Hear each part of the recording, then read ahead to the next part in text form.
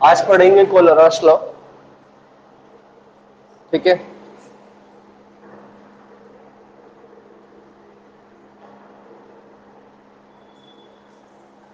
कोलोरॉस law में क्या है देखिए, कल हम लोग पढ़े थे लिमिटिंग मोलर कंडक्टिविटी एंड आज बात करेंगे किसकी, कोलोरॉस लॉ की। तो कोलोरॉस लॉ क्या कहता है देखिए कि सपोज अगर अपने पास कोई एक इलेक्ट्रोलाइट AB है, ये AB जो है वो कोई एक इलेक्ट्रोलाइट है, तो जब हम इस इलेक्ट्रोलाइट को किसी मीडियम में डिसॉल्व करेंगे तो ये AB जो है वो A पॉजिटिव और B निगेटिव में डिसोसिएट हो जाएगा। This is the general case of any electrolyte. अगर आपके पास कोई भी इलेक्ट्रोलाइट हो और उसको आप डिसोसिएट करवाएं, तो जब हम किसी भी इलेक्ट्रोलाइट को वाटर में डिसॉल्व करेंगे तो वो अपने आयंस में डिसोसिएट हो जाता है। ठीक है, तो जब ये अपने आयंस में डिसोसिएट होगा तो इस केस में जब ए की लिमिटिंग मोलर कंडक्टिविटी आएगी,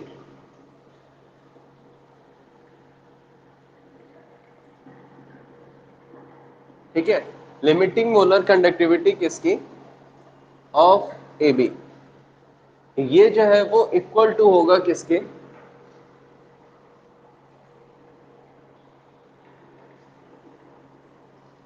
molar conductivity of A B at infinite dilution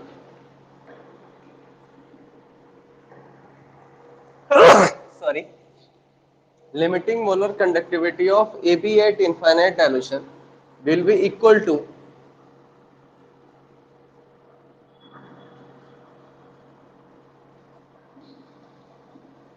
limiting molar conductivity of A plus limiting molar conductivity of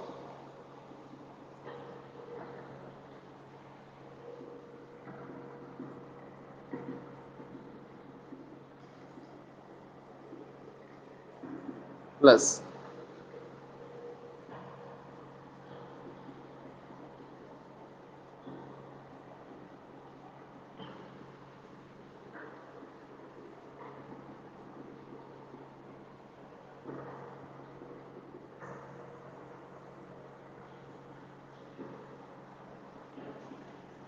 ठीक है, अगर हम किसी इलेक्ट्रोलाइट को डिसोसिएट कराते हैं तो जब ये इलेक्ट्रोलाइट हमारा डिसोसिएट होकर आयंस में स्प्लिट होगा, और जब ये आयंस में स्प्लिट होगा तो कल हम लोग एक कॉन्सेप्ट पढ़े थे कि limiting molar conductivity. Limiting molar conductivity क्या थी कि मोलर कंडक्टिविटी जब हमारा वॉल्यूम बहुत ज्यादा इंक्रीज हो गया हो और कंसंट्रेशन हमारी अप्रोक्सीमेट जीरो हो गई हो, इस स्टेट पे जो मोलर कंडक्टिविटी थी वो मोलर कंडक्टिविटी हमारी क्या थी, लिमिटिंग मोलर कंडक्टिविटी।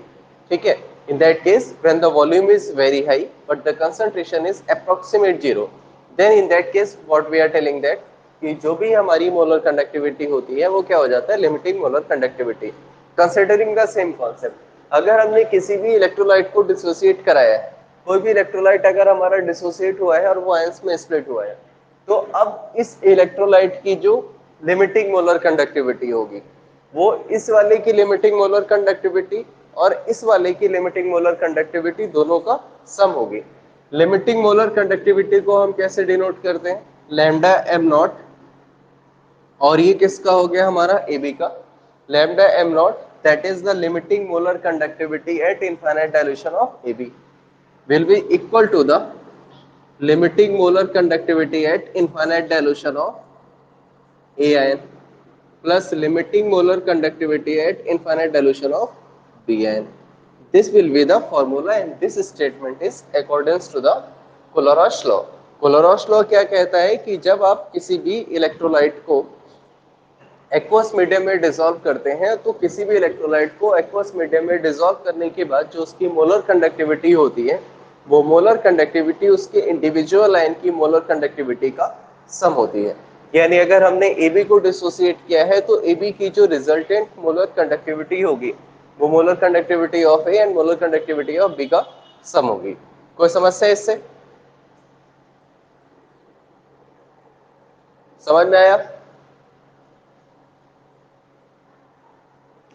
ठीक है, लिखिए इसकी थ्योरी पे। लिखिए, according to Kohlrausch's law,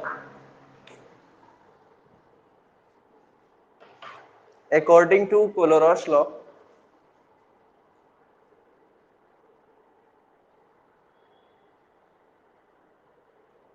when a weak electrolyte dissolve in water,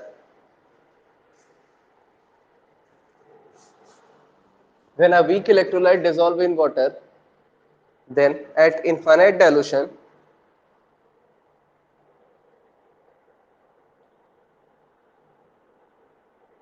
then at infinite dilution,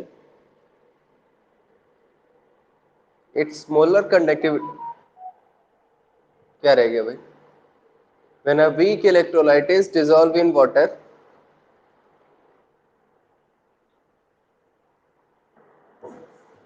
मैं फिर से बोल रहा हूँ, जहां से छुटा हूं लिख लेना।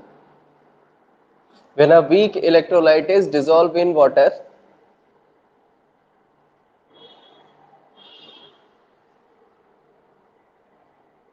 then at infinite dilution,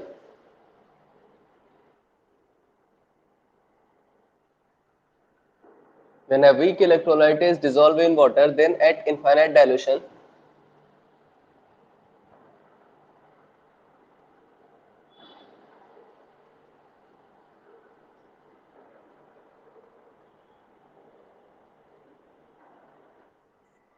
then at infinite dilution, its limiting molar conductivity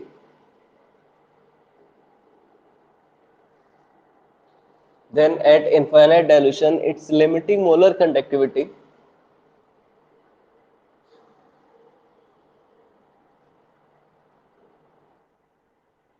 will be equal to the sum of, then its limiting molar conductivity will be equal to the sum of limiting molar conductivity of,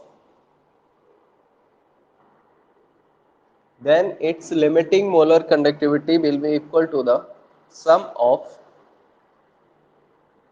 limiting molar conductivity of its individual ion will be equal to the sum of limiting molar conductivity of its individual ion.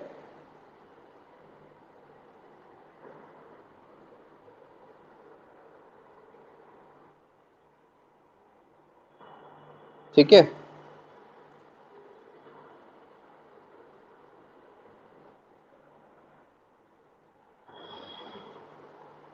जितना board पे लिखा है छाप लो सब।